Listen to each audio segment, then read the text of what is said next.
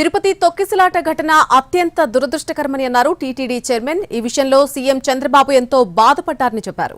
Deputy CM Pawan Kalyan సూచనలను స్వీకరిస్తున్నామని, ఘటనలో మా తప్పు లేకపోయినా క్షమాపణలు చెబుతున్నామని అన్నారు చైర్మన్.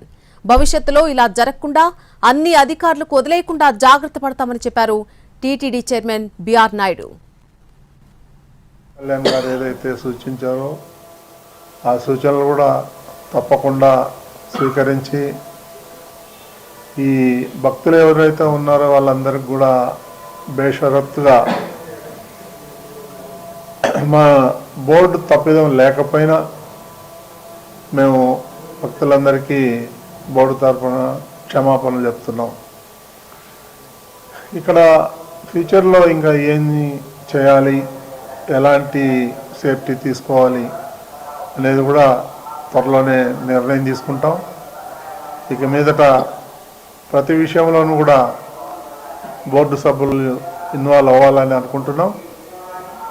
ఆ ఇన్వాల్వ్ అయ్యి ఇలాంటి బ్యాడ్ ఇన్సిడెంట్ జరగకుండా చూడాలనేది మా ఉద్దేశం.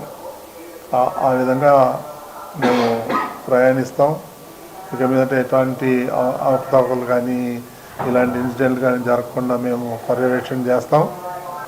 పవన్ కళ్యాణ్ గారు ఏదైతే సూచించారో ఆ సూచనలు కూడా తప్పకుండా స్వీకరించి ఈ భక్తులు ఎవరైతే ఉన్నారో వాళ్ళందరికీ కూడా బేషరత్తుగా మా బోర్డు